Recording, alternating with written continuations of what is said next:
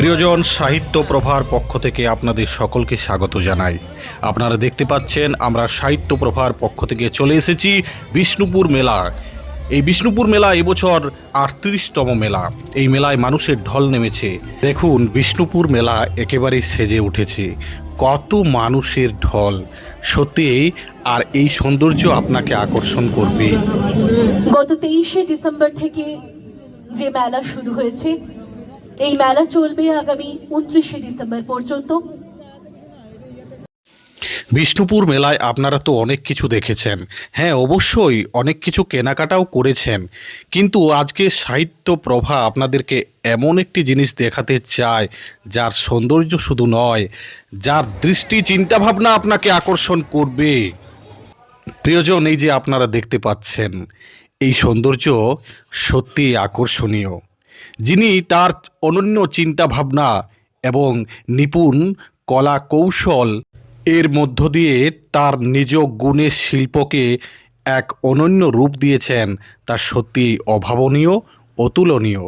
এই সৌন্দর্য যেন একেবারেই থরে থরে সাজানো। এই সৌন্দর্যগুলোই না মানুষকে বারবার নাড়া দেয়। এই সৌন্দর্যগুলো আগামী দিনে ছাত্র সমাজকে ভাবাবে। আর এটা বলছি, আপনি আপনার এই প্রজেক্ট বা আপনার এই প্রকল্পটা নিয়ে এই যে আপনি এত সুন্দরভাবে রূপায়ণ করেছেন, এইটার পিছনে আপনি কি বার্তা দিতে চাইছেন, মানে কি বলতে চাইছেন? আমি এই বিভিন্ন কলকারখানার যে নদী নালায় ময়লা ফেলছে, যাতে সেটা শোধন করে, এই শোধনের জন্যই এই সিস্টেমটাকে দেখানো। এই শোধনের জন্যই এই সিস্টেমটাকে দেখানো। আর এই দিকটা হচ্ছে, মানুষ জল খেয়ে ট্যাপগুলো কেউ বন্ধ করে না, এই বন্ধ করার জন্যই এই আমার এই বার্তাটা দেওয়া। আর এই দিকটা হচ্ছে কারখানার যে পলিউশন, এই পলিউশনের হাত থেকে বাঁচতে গেলে পর্যাপ্ত পরিমাণে আমাদের গাছ লাগাতে হবে। গাছই একমাত্র আমাদের এর থেকে মুক্তি দিতে পারে। আর এই দিকটা হচ্ছে, বিভিন্ন বনে আগুন দিচ্ছে, এই আগুন দেওয়ার ফলে পশু পাখি সব বেরিয়ে আসছে, মানুষের শিকার হচ্ছে, গাছপালা পুড়ে যাচ্ছে। বনে যাতে আগুন না দেয়, সেই জন্য এই আমার বার্তা। আর এটি হচ্ছে অরণ্য ধ্বংস করে নয়, নগর উন্নয়ন। এই যে এই নগর উন্নয়নের ধারা দেয়া আছে, এটা অরণ্য ধ্বংস করে নয়, নগর উন্নয়ন। আর এগুলো হচ্ছে পশু পাখি কীভাবে ভারসাম্য আছে, জঙ্গল কেটে ফেললে কতটা ক্ষতি হবে, সেই জিনিসটা ধরা আছে পশু পাখিগুলোকে। হ্যাঁ, টোটালটাই আমার নিজস্ব, একদম পুরো নিজস্ব ধারণা, নিজের খরচায় করি আমি। এটা থেকে কোনো পুরস্কার কিছু পেয়েছেন?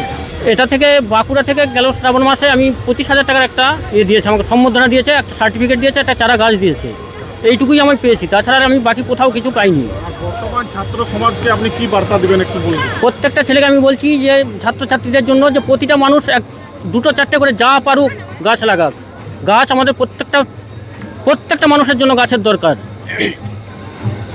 ঠিক আছে, খুব ভালো লাগলো, আপনাকে অনেক ধন্যবাদ। এবং পশু পাখি আরেকটা সিস্টেম দেখাই, এই যে ধরনের সময় পশু পাখিরা জল পায় না।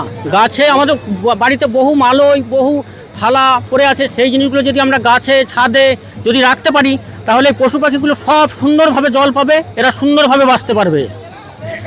ঠিক, আপনি খুব ভালো বলেছেন। আপনার এই যে এত সুন্দরভাবে এক্সিবিশন বা এই প্রদর্শনীটা সত্যি ছাত্র সমাজের খুব কাজে লাগবে। বিভিন্ন স্কুলে করতে পারলে আরও ভালো হবে। স্কুলের ছাত্রছাত্রীরা সুন্দরভাবে দেখতে পারবে। একবার টোটাল থিমটাকে আমি ওই জন্য তুলে ধরেছি, যে ছাত্রছাত্রীরা যাতে দেখে বুঝে উঠতে পারে। অনেক ধন্যবাদ আপনাকে, অনেক ধন্যবাদ, ভালো থাকবেন। এরকম প্রদর্শনী আবার যেন বারবার উঠে আসে বিষ্ণুপুর মেলার মধ্য দিয়ে। আমাকে যদি আগামী বছরের সুযোগ দেয়, আমি আরও একটা নতুন প্রজেক্টের সিস্টেম রাখবো।